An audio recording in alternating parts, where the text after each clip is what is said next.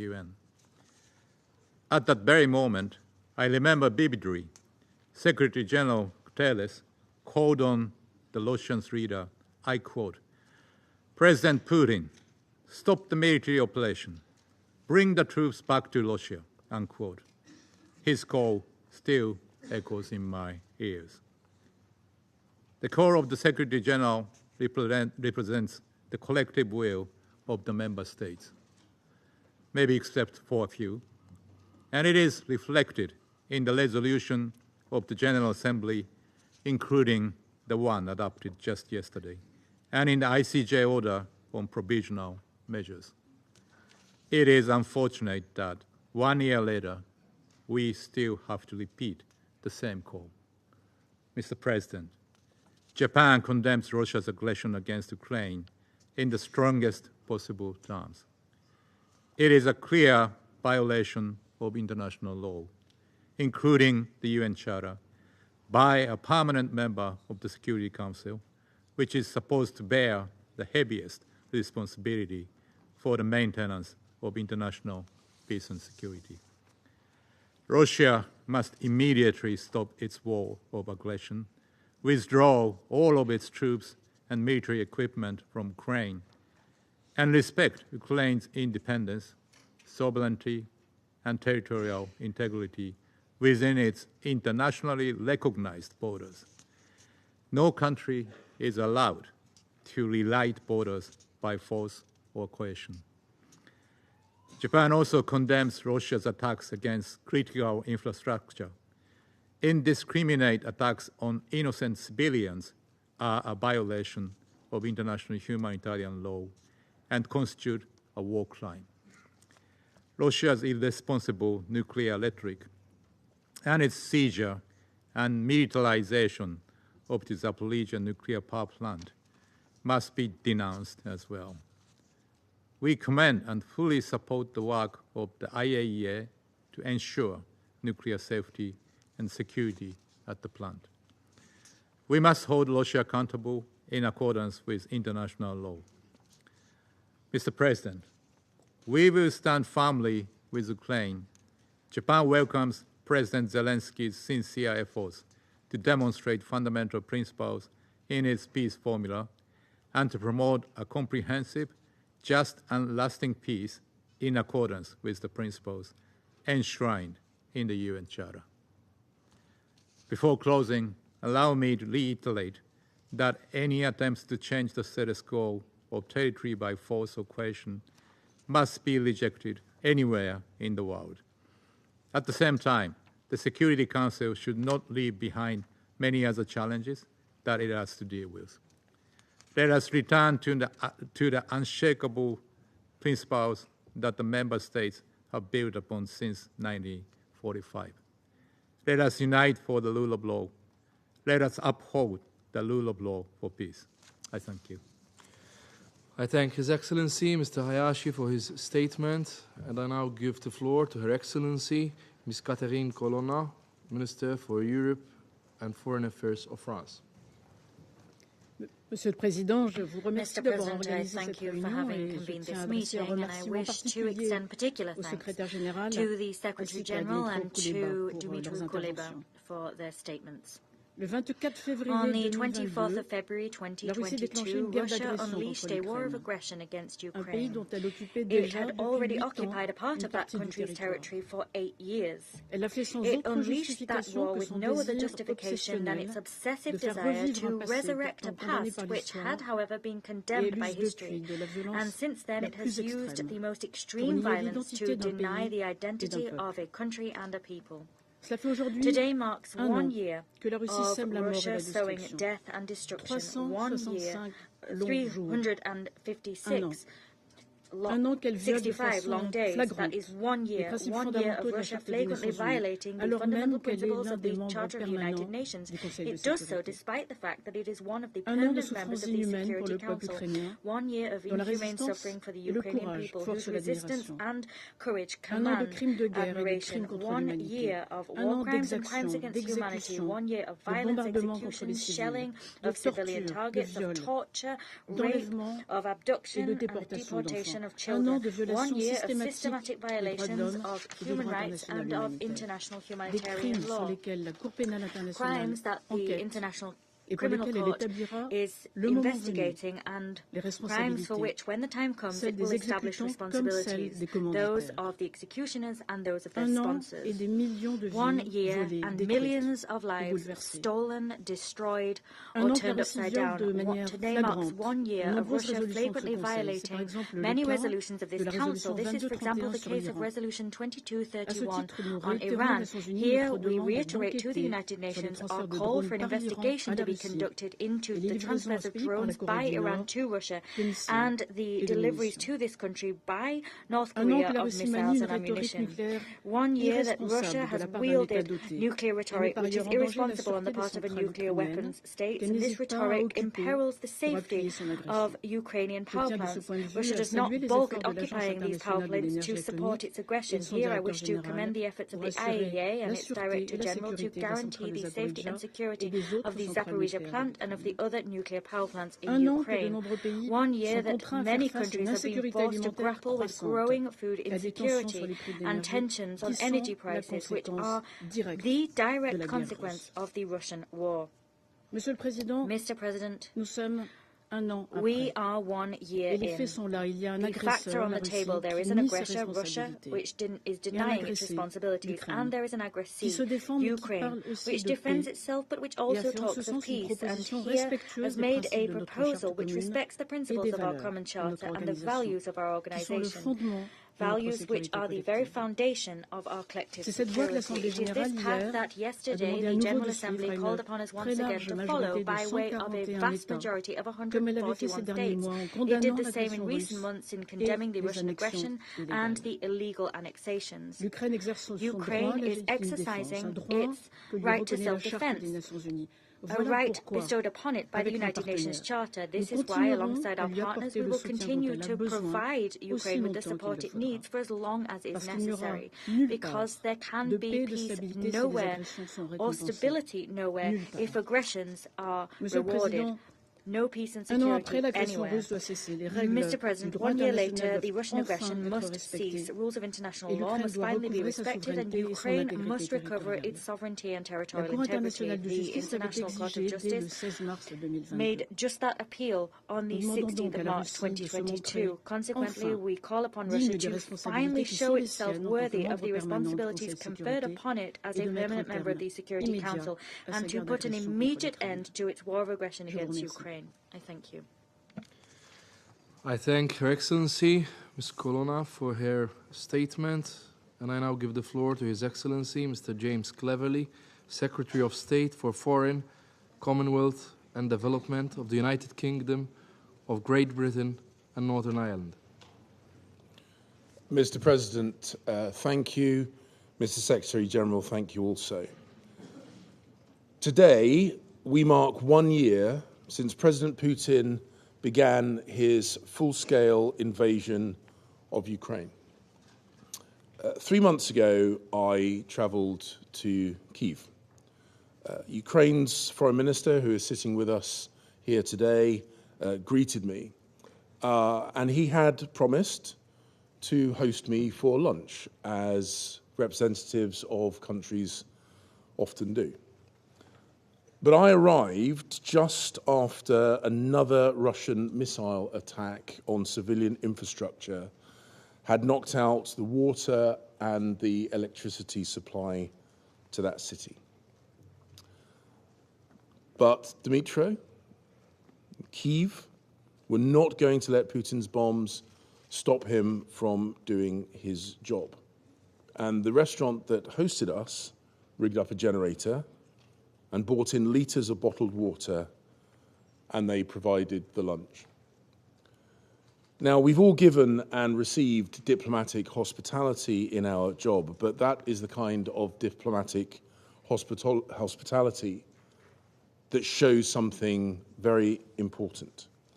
It was a clear demonstration that whilst Ukrainians may have been hit, and hit hard, their spirit will not be broken.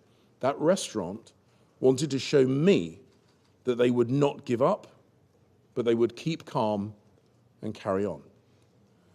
Dmytro kept his promise to me, and all of us in this chamber today need to keep our promise to Ukraine and keep our promise to the world to protect and defend the UN Charter. Over the past year, Putin has shown that he is willing to wage a war of attrition. And the 20th century's two world wars have shown us what a horror that would be. Hundreds of thousands more dead and wounded. Global shortages of food and fuel. Skyrocketing prices. For these reasons and many more, Putin cannot, must not win in Ukraine. Because what's at stake on the battlefields is the international order itself. And that is at the heart of the United Nations. The UN Charter, territorial integrity, international law. These things exist to protect countries that do not themselves have big and powerful armies. And it is to protect them from the aggression of those countries that do. At the end of the Second World War, the United Nations saw a unique thing in human history. Powerful, victorious nations chose to limit their own power to protect the countries less powerful than themselves. And that is the bottom line. That is why the UN Charter needs to be protected and it needs to be enforced. And it is why 3/4 of the entire membership of the United Nations have repeatedly voted to condemn this invasion in the General Assembly. But President Putin ignores the will of the United Nations. He doesn't care about the UN Charter. On the 24th of February last year, he told us that it was not Russia's plan to occupy Ukrainian territory. On the 8th of December, he called his illegal so-called annexations a significant result for Russia. His land grabs in eastern and southern Ukraine show us that his heart is set on imperial expansion. But 800 Russian soldiers a day are dying for his hopeless ambitions. They are paying for his ego with their lives. As he sees that his aggression against Ukraine is failing, we should expect him to try and strong-arm us into backing down, with every dirty, coercive instrument at his disposal, with cuts to grain and energy shipments, with threats of escalation, with poisonous disinformation, and with cyber attacks. And we must be prepared for this.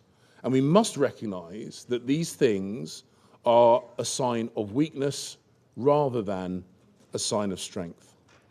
Those of us in this chamber have a special responsibility to the UN Charter, and we cannot allow Putin's invasion or his threats to succeed. We must not deviate from our resolve. And the UK is proud of the support that we have given Ukraine. But military assistance and humanitarian aid are not enough. Because when this war is over, and it will be over with Ukraine's successful defense of its territory, we must never allow Ukraine again to be left vulnerable to attack. We must make sure that Ukraine is safe and secure and economically viable. And that is why the UK is proud to co-host the Ukraine Recovery Conference in London in June of this year. Together, we must mobilise the combined might of the public and private finance to ensure that Ukraine gets the reconstruction investment that it needs. But what Ukraine wants, what we all want, is for this war to end now, and to end with a victory for Ukraine and a just and enduring peace based upon the UN Charter, because only this can bring an end to the food and fuel shortages that the whole world is suffering from. 1 year on, 1 year into this terrible, terrible war, let us in this chamber send a clear message. Our support for Ukraine is not and will never be time limited. Our defence of the UN Charter is not and will never be time limited. We will keep the promises that we made to the UN Charter and to the Ukrainian people, and we will give the Ukrainians the help that they need for as long as it takes until Ukraine prevails, until its sovereignty and territorial integrity is restored, and until this charter of this organisation is upheld. Thank you. I thank His Excellency, Mr. Cleverly, for his statement. I give the floor to His Excellency, Mr. Kwaku Apratum Sarpong, Deputy Minister for Foreign Affairs and Regional Integration of Ghana. Thank you, Mr. President. Thank you, Mr. Secretary General. I thank Malta in its capacity as the President of the Security Council for convening this debate on the maintenance of peace and security of Ukraine. I also thank the Secretary General, Antonio Guterres, for his statement and for his leadership in the past 12 months on the humanitarian, security, and political aspects of the war, in support of our shared ambition for an end to the war in Ukraine and a return to the cherished principles of peaceful settlement of disputes. Mr. President, I wish at the outset to reaffirm Ghana's deep commitment to the sovereignty, political independence, and territorial integrity of Ukraine. We reiterate our solidarity with the people of Ukraine as war ravages their farms, towns, and cities. We will recall, as at the Security Council convened an emergency session on the night of the 24th of February 2022, amid widening concerns of an imminent attack against Ukraine, our worst fears were borne out before our very eyes. Given the firm denials by the Russian Federation to any assertions that the mounting presence of its troops along its shared borders with Ukraine was in preparation for an invasion of Ukraine, Ghana at that time had urged for the de-escalation of tensions and the tampering of war rhetoric. Regrettably, that night, as the Council met, the Russian Federation, without justification, began its actions to violate the sovereignty and territorial integrity of its neighbor Ukraine. As has been asserted so many times, the aggression by the Russian Federation against Ukraine constitutes a serious violation of international law and stands today as one of the clearest violations of the prohibition against the use of force under Article 2.4 of the United Nations Charter. Over the past year, as we have called upon the Russian Federation to end this destructive war, we have listened carefully at each turn to its attempt to rationalize the ongoing actions in Ukraine. Between the reality on the ground and the changing narratives, including protection of ethnic Russians in parts of Ukraine from Russophobic attacks, our assessment remains that the ongoing aggression against Ukraine is by all standards unlawful, unjustified, and unacceptable. In our view, conventional frameworks and judicial mechanisms such as the Human Rights Council and the International Court of Justice should serve as the only acceptable recourse in addressing any claims of human rights violations. We therefore consider it untenable that a permanent member of the Security Council entrusted with the distinct responsibility for the promotion and maintenance of international peace and security would choose the path of war to the exclusion of diplomatic and internationally acceptable means at its disposal. The veto by the Russian Federation on the 25th February of the Security Council draft resolution intended to end the military offensive have regrettably prevented the Council from taking decisive action. The present circumstances underscores the long-standing arguments for the urgent reform of the Council and the prohibition of use of the veto, especially in matters affecting international peace and security. More so, where a permanent member of the Council is the one in breach of the Charter and international law. The war in Ukraine, as we know, has preceded by efforts to address certain concerns with the post-Cold War European security architecture. We believe that any revisions of the existing structures that guarantee collective security of its members must emerge from broad dialogue involving all relevant actors in the region. We are concerned that the fallout from the continuing war in Ukraine are attempts to create or reinforce opposing alliances, a situation which took us to 2 world wars.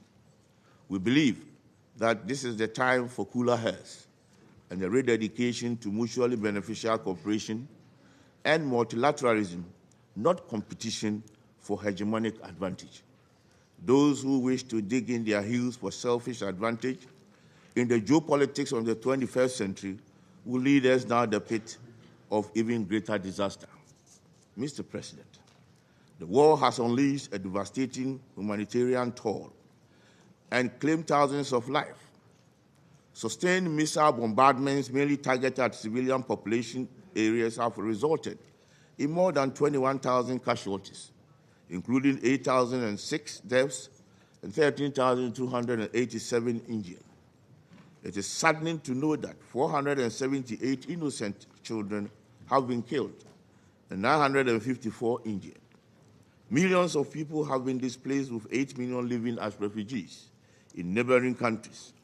Our own national compatriots, most of whom were college students, had their education disrupted and truncated when they were forced to flee from Ukraine.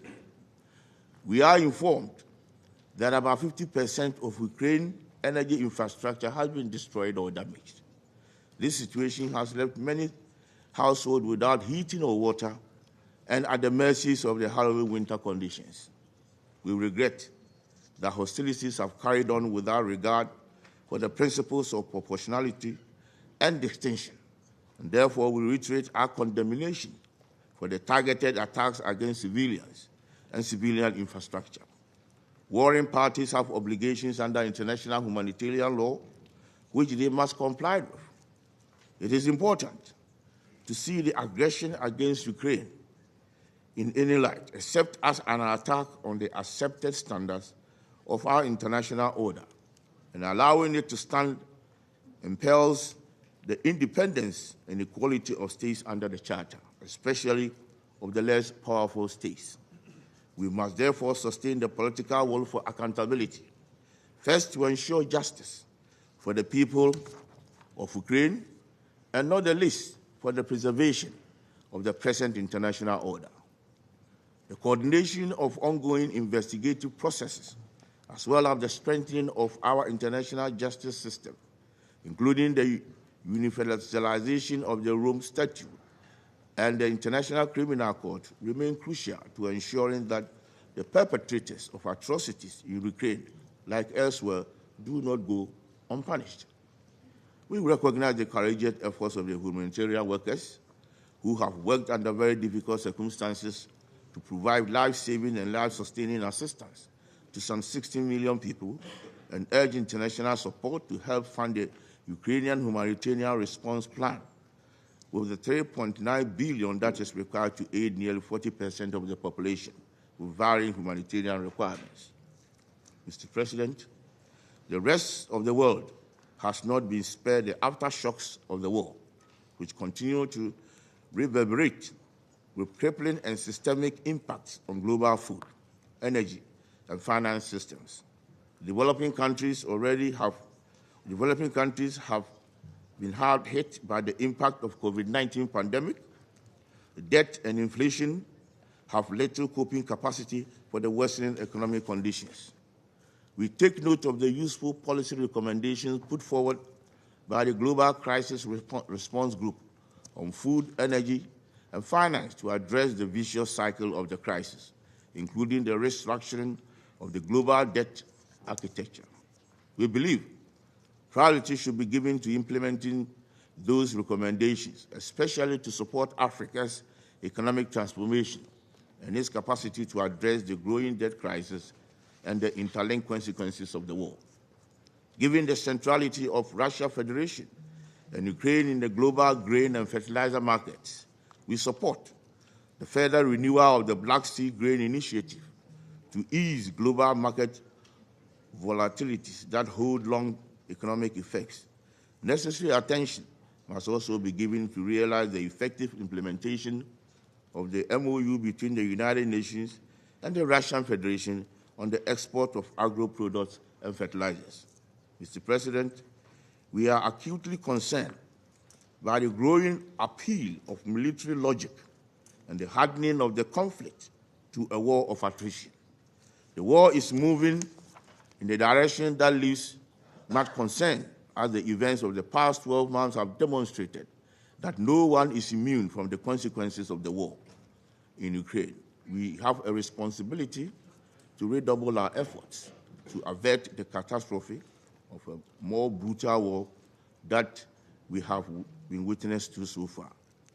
The resolution on a just peace in Ukraine adopted yesterday by the General Assembly under the 11th Emergency Special Session in affirmation of the values and purposes of the Charter of the United Nations should ignite a renewed commitment to take the actions needed to realize our collective aspirations for lasting peace between the two countries. We strongly believe that the channels of diplomacy and dialogue offer the best chances of a just, comprehensive, and a lasting peace, and urge the members of this Council to strengthen their efforts in support of credible negotiations between the two parties. We have little option than to invest in peace. In concluding, Mr. President, we reiterate our call for the Russian Federation to return to the status quo ante through the immediate and unconditional withdrawal of its troops from all areas within the internationally recognized borders of Ukraine. I thank you for your kind attention. I thank His Excellency Mr. Apratum Sarpong for his statement, and I now give the floor to Her Excellency Ms. Lana Nuseibeh, Permanent Representative and Assistant Minister of Foreign Affairs and International Cooperation for Political Affairs of the United Arab Emirates. Thank you, Mr. President. I also thank the Secretary General for his briefing, and I welcome the participation of Ukraine's Foreign Minister today in this meeting. We cannot begin except with an expression of deep sorrow for the lives lost and shattered in the war in Ukraine. We mourn the at least 8,000 civilians killed, and we share in the grief of their loved ones. We are appalled as we mark 1 year of this cruel war, that we do so in the knowledge that it enters its second year. Over the past 2 days, from the podium of the General Assembly, we heard a virtually uninterrupted appeal for peace. A global, diverse, and representative majority issued an unambiguous message: enough. This majority is united by neither allegiance to one side nor hostility to the other. They come together not to preserve geopolitical gain or reverse loss. They are not motivated by petty grievance or grand ambition. They have no interest or ability to wade into great power conflict. In the historical processes and events that forged today's Europe, they were, for the most part, observers, too often unwillingly impacted. Yet, the incontestable fact is that an overwhelming majority of member states are rising to the defense of the UN Charter. It is the Charter that upholds sovereignty, independence, and territorial integrity. It is the Charter that rejects wars of aggression, conquest, and annexation. It is the Charter that organizes our open and cooperative international order. The question is simple, and it is settled. Those truths, however self-evident, are nonetheless challenged by the war still raging on Ukraine. Military setbacks have been met with military escalation, while the front lines are little changed. The costs, however, have only grown. In Ukrainian lives and livelihoods, in the damage to cities and towns, in the destruction of civilian infrastructure. The war's reach has extended far beyond Ukraine, disrupting food and energy markets, worsening the global debt crisis, and weakening international norms, rules, and laws. Exactly 1 year ago today, the global call for diplomacy and peace went unheeded as the war broke out. Now, we risk its escalation as more battalions mobilize for new offensives. Yesterday, member states renewed their urgent and sincere call for an end to this war. Leaders across the world are responding with mediation efforts and peace plans. Now is the time to invest in inclusive and imaginative diplomacy by truly leveraging this global majority for peace. We must reinforce the Secretary General's offered role as a mediator with consistent, robust, and determined backing. The post-war vision must also incentivize Russia and Ukraine to the negotiating table, not to the battlefield.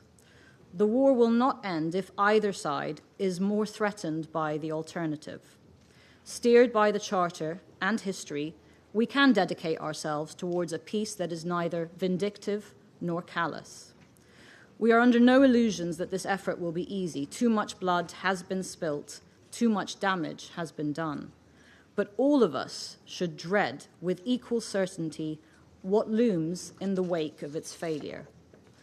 Mr. President, Richard Holbrooke once described an effort to end a different war in Europe as something like a combination of chess and mountain climbing. Reaching the summit at which this war ends will require a series of small moves. Renewing the Black Sea Grain Initiative, realizing the MOU on Russian fertilizer and food products, preserving the non-proliferation regime, enhancing humanitarian assistance, continuing prisoner exchanges, and refraining from turning multilateral institutions into a battlefront. To achieve all of that, we must aspire for coordination in our approaches, not conformity. And we must encourage, indeed nurture, all efforts motivated by a genuine desire to peacefully resolve this war. To do that, we must value, not vilify, open lines of communication. That is the path the UAE has chosen.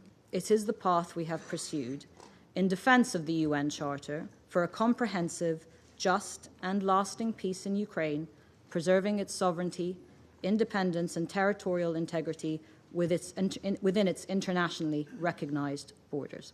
Thank you, Mr. President. I thank Her Excellency, Ms. Nusaybeh, for her statement, and I now give the floor to the representative of Gabon. Merci, Monsieur le Président. Thank you, Je remercie le secrétaire général des Nations Unies d'avoir restitué la portée des principes de la Charte des Nations Unies et d'avoir dressé le terrible état des lieux de la guerre en Ukraine 12 mois après son déclenchement. La guerre en Ukraine a un an jour pour jour. Une année entière de guerre meurtrière qui ébranle et met à l'épreuve l'ensemble du système international et dont l'ombre de choc impacte la plupart des nations du monde. Une année entière où les morts se comptent en milliers. Une année de destruction sans mesure d'infrastructures civiles. Une année de détresse, de peur, d'exode, où le nombre de réfugiés et de personnes déplacées ne cesse de grossir au rythme des bombardements et du crépitement des armes. Chaque jour de plus, dans cette terrible guerre, fait craindre le risque d'un débordement et d'une mondialisation des hostilités. Chaque jour de plus, dans la guerre, fait planer le spectre du risque nucléaire qui serait sans doute le chemin de non-retour vers l'irréparable et le chaos. Cette guerre est insoutenable et doit s'arrêter immédiatement. Dès l'entame des hostilités, towards Mon pays a exprimé son opposition à la guerre et a condamné la violation de l'intégrité territoriale de l'Ukraine. Le Gabon a réaffirmé sans équivoque les principes de la Charte des Nations Unies en tant que ciment du vivre ensemble de la communauté internationale. Par-dessus tout, mon pays n'a cessé d'appeler à un cessez-le-feu immédiat et à des négociations de bonne foi entre les parties pour faire taire les armes en Ukraine. Monsieur le Président, pendant les 12 mois écoulés, les membres de ce Conseil se sont parlé avec force autour de cette table sans s'écouter. Au cours des 12 derniers mois, chaque tribune des Nations Unies, chaque organe a été le théâtre d'invectives et d'antagonismes qui n'ont été d'aucun secours ni recours pour ceux qui tombent dans les tranchées ou qui sont écrasés sous les décombres dans les champs de bataille, dans les villes et dans les villages. Il est temps de faire halte devant le torrent de sang et le flot de détresse humaine qui interpelle nos consciences.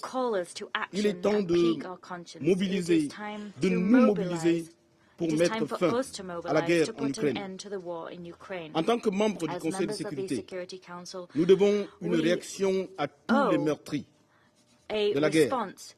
Nous devons une réponse aux innombrables victimes qui se demandent à quand cessera la guerre. Nous devons une réponse aux réfugiés sans nombre qui se demandent quand ils pourront rentrer chez eux. Nous devons sans délai nous réconcilier avec l'esprit de la Charte des Nations Unies qui s'énonce en termes d'épargner à cette génération le fléau de la guerre. Mon pays réitère son appel aux partis pour des négociations de bonne foi en vue de mettre fin à cette guerre. L'espoir suscité par l'accord de la mer Noire sur les céréales doit être ravivé, non seulement pour le renouvellement du dit accord, mais pour dresser les passerelles d'un dialogue franc à même de parvenir à la cessation des hostilités. Nous appelons les partis à la retenue et à la responsabilité. À la responsabilité devant l'histoire, qui sera toujours plus grande que la vaine gloire des hégémonies sans vertu ni lendemain. Je redis l'opposition de mon pays à la guerre en Ukraine et à toute guerre dans le monde, notamment à celles si nombreuses, si chroniques et si cycliques en Afrique.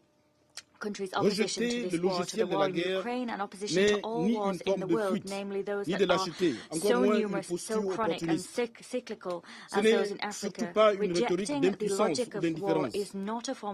C'est plutôt retenir les leçons indélébiles de l'histoire des guerres injustes qui nous martèlent que ceux qui causent, ceux qui entretiennent ou qui déclenchent les guerres en sont rarement les vainqueurs. S'extraire du logiciel de la guerre, dont les options offertes sont si étroites et si indigentes dans les belligérances impliquant les puissances, c'est demeurer en phase avec les idéaux qui sédimentent et font la noblesse de l'Organisation des Nations Unies. Parce que la guerre est contraire aux valeurs qui fondent cette Organisation des Nations Unies et ce Conseil de sécurité. Chaque jour de guerre met en question notre vocation, notre mandat et notre crédibilité. Pour terminer, je voudrais redire notre appel pour la paix en Ukraine. Parce que nous sommes pour la paix, nous soutiendrons chaque fois les efforts vers le dialogue et nous soutiendrons chaque initiative qui s'inscrit dans l'activation des canaux de la diplomatie en vue de faire taire les armes en Ukraine. Je vous remercie. I thank the representative of Gabon for the statement. I give the floor to the representative of the Russian Federation.